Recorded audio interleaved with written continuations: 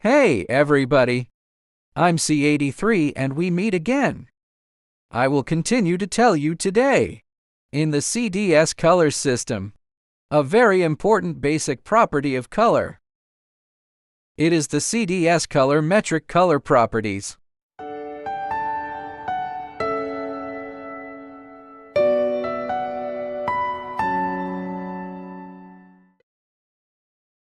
Similarly, when we talk about the bright color properties of color pictures, let's start with a simple explanation. The design logic and underlying logic of all our colors. All from the sum of the color chromatography in this book.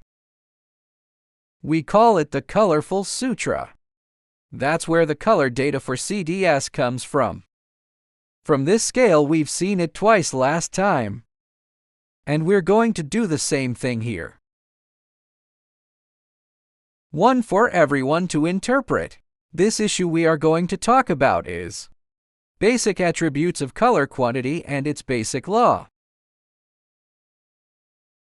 So here we go. Color light property, that is, in the CDS color system. A very important fundamental property. We talked about our basic properties earlier. We talked about whiteness.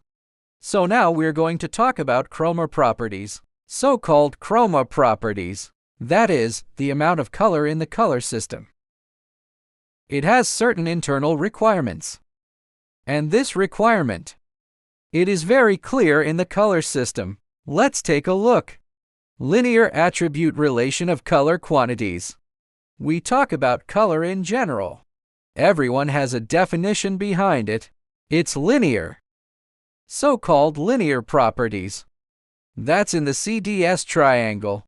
It has a property relationship. This horizontal relationship, we call this a linear property relationship, and the linear property relationship of color brightness. Let's take a look. This is the direction towards C. All the lines arranged in the direction of the colored light. It's called a colored bright linear property. Pay attention to the long lines extending out of the triangle. It's pointing, and that position is the color brightness of the color. Okay, let's see where the color brightness value is.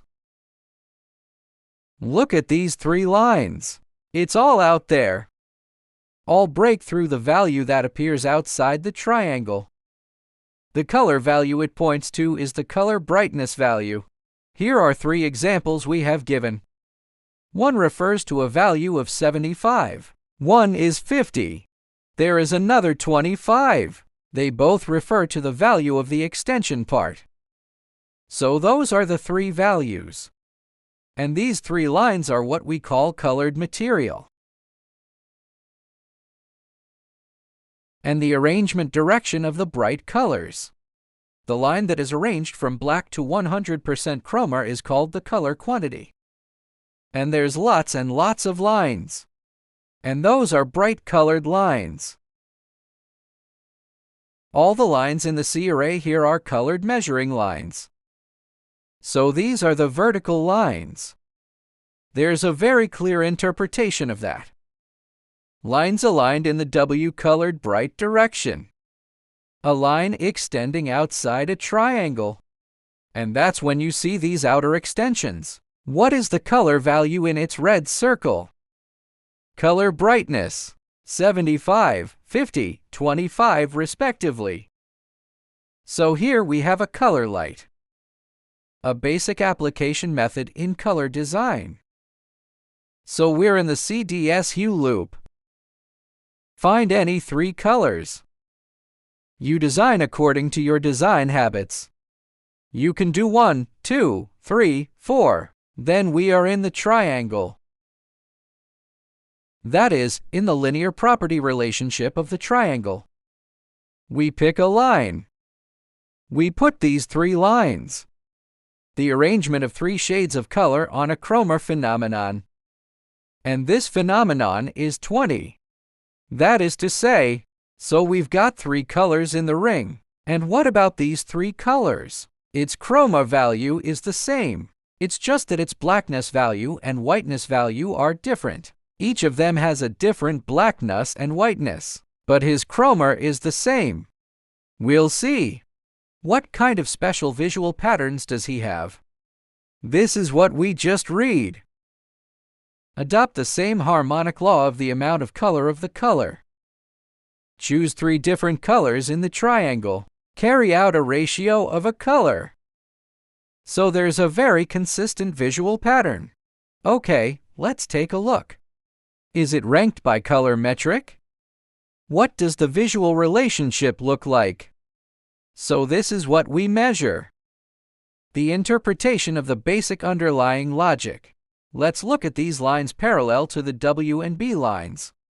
All colors have the same amount of color. Look at all these lines that are perpendicular to W and B. They all have the same color magnitude. Here we are. A value like this is its color count, which is 10%. And the remaining ones, it's all black and white, and the measure it's up to 90%. This is an interpretation of the amount of black in the underlying color. In the CDS color system, the same value for the amount of color. The percentage of the color content of a group of colors is consistent. It is different in the amount of black and the amount of color. The sum of the 3 is 100. This is the physical manifestation of what we call the amount of color. We are back to our natural colors. Natural colors come from everything in nature. We took all the colors that we see in nature. Kids may also like it here. You can see our courses. He knew that colors were so beautiful, so natural and harmonious, is inseparable from our humanity. But he has his own internal color genes and color properties. We have its color genes and characteristics. Will be used for our lives. We can put it on in any corner of our lives. Okay, let's take a look. That beautiful purple eggplant just now. We use it with our color data. Perform a color extraction. We call this color extraction. 4 colors were selected. The 4 colors we see are all called P100. It's purple. Its amount of black and white is different. You find, but the C after them is the same. The C color content is the same. We call these colors. Its genetic code is unique. Okay, let's look at the color of the eggplant just now. Its physical surface for extraction. We put it in our hue ring. In P we call it purple. Let's arrange. We see a gradual change in color. This is also the gradual change of his color. They are all arranged by color amount. That is to say, there's a lot of stuff that we see in nature. He could be with us. The visual laws of color are related. This is our human ancestor. Once upon a time, we can find this plant and food. We found this target that we were aiming for. It's because the world is doing most of the judgment and navigation. This is a very, very important one. The original genes of humans are at work. Okay, let's talk about the design of the amount of color. Design behavior under the logic of. Select a color point in the triangle. We call this the amount of color. Select another hue in the hue loop. Perform a color scheme. The color scheme has the same chroma properties.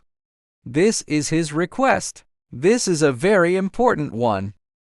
Then if the requirements are unified, and visually it looks very harmonious. Let's take a look at the following case. This is the color of the eggplant that we just extracted. After extraction, let's take a look at his color scheme.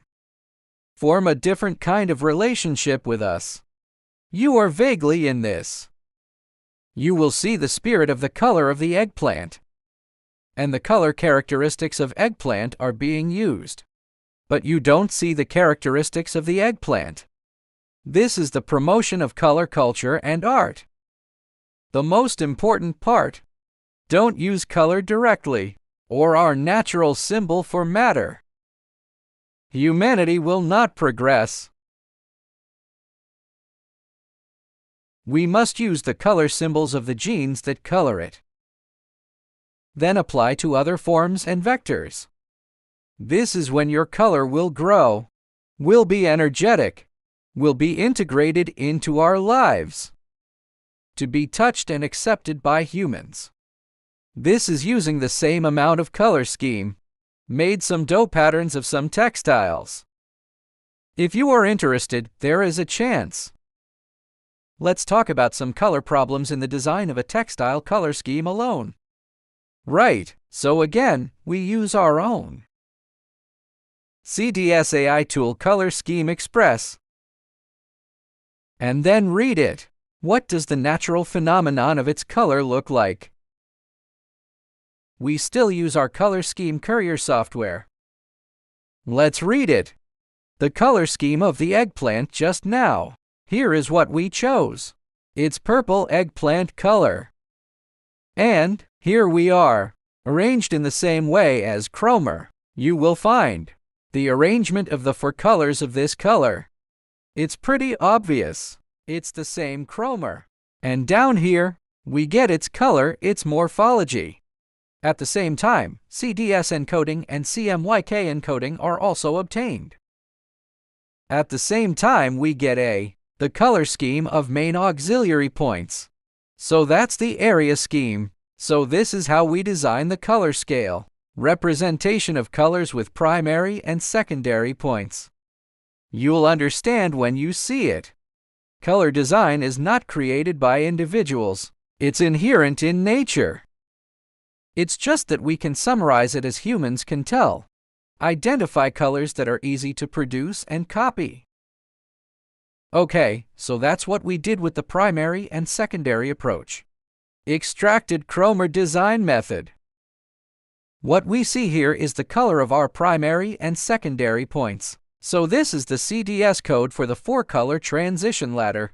We can render the code for Chromer here. You can also render the CDS encoding. How beautiful and natural its colors are. Logic layer evolution. It's more beautiful and perfect than what we see man-made. Okay, let's use that color just now. Go casually on a household textile. Do some color rendering. You get a set of colors that look very natural. But we don't see the lovely, intuitive aubergine. But we put its color to it. That's the beauty of color. This is also the contribution of CDS to color. Okay, that's it for today. If you still follow our color channel, we'll have more and more behind. The skills and laws of CDS color design are introduced to everyone. The new Learn Color with me will be online soon. Follow me, like, subscribe, share, or leave a message. Thank you very much.